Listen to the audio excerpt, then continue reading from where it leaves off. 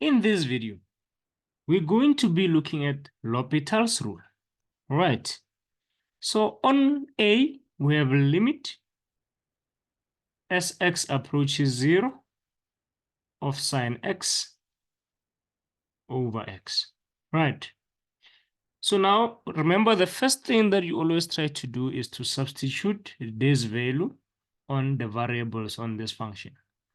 So I can see that if I substitute 0 on the bottom, I get over 0. Right. And then if I substitute here, I'm going to have sine 0. Sine 0 gives you 0, right? So you're going to show that that gives you that. Ne? So that is the indeterminate form of 0 over 0. You need 0 over 0 or infinity over infinity. For you to can use L'Hopital's rule, you need these two forms. Ne? The infinities can be also negative or positive. So let's put plus minus there. Those are the forms that you need for you to apply L'Hopital's rule. So A easily allows us to apply L'Hopital's rule because it's in indeterminate form 0 over 0.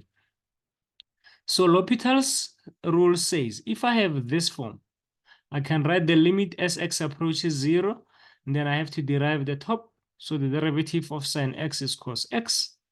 So here I'm going to have cos x. The derivative of x is 1. And then the rule says after I derive, I'm going to try to substitute again. If I substitute here, it's easy now. This is not an indeterminate form. It can be simplified. So I'm going to have cos 0. Do you see it? Which gives us 1. So the answer for this limit is 1. Do you get it? And this is a very important limit, ladies and gents. You need to know it. It's like an identity limit, basically. You need to know it. We're going to use it a lot in calculus. So let me just write it here and put it in bracket. So limit of sine x over x. As x approaches 0, it's always going to be 1. So this is a very important limit that you will need as we go. Right. Now we can go to B. Let's check B.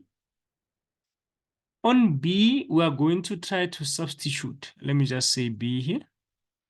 So if I substitute 1 here and there, I get 0 at the bottom because I'm going to have minus 1, minus 9, which gives me minus 10, plus 10, which gives me 0. So on the bottom, I'm going to have over 0, right? And then, let's see now. At the top, I'm going to have 5. Remember, I'm substituting 1 here, which gives me 5 minus 4 minus 1, which is 0. Right? And then I still have indeterminate form 0 over 0. Therefore, by L'Hopital's rule, we are going to do this. You can see B there. So we're going to say equals to limit as t approaches 1. Remember, you have to derive the top and the bottom. After you have verified that this condition applies for B. So I'm going to say 5 times 4, which is 20. Then now I have t cubed minus 8t minus 0, right? So we don't write that part. Over. I have this 10 will disappear, it becomes 0. This becomes minus 1. So we're going to have minus 1. Then it's going to be minus 27 t squared. Right.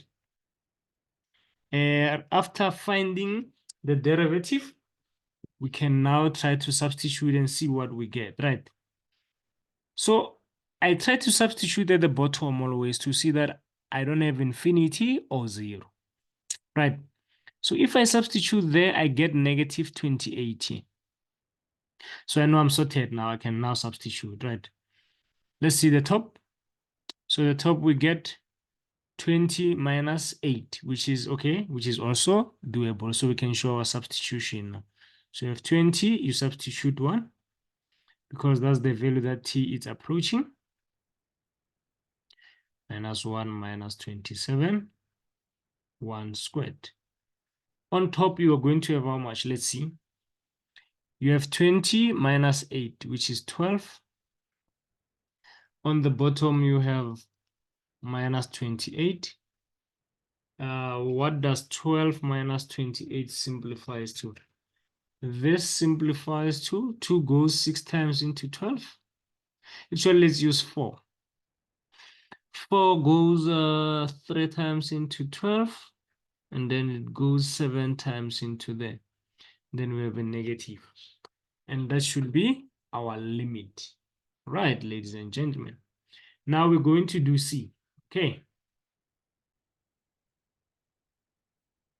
So let's create space for C here. Okay, so guys, on C, let's see what form we have. Ne? So C, I'm going to substitute infinity at the bottom.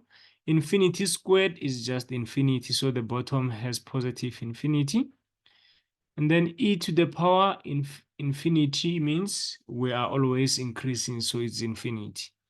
So we have infinity over infinity. Therefore, we can now easily apply what? We can easily, we can easily apply L'Hopital's rule, right? So I'm going to say, okay, by L'Hopital's rule, we have limit. Okay, let me write this here. We have limit as x approaches infinity, e to the power x all over x squared. And then we can know now that since this is in the indeterminate form theta over theta, we can carry out the derivatives of both the top and the bottom. Right.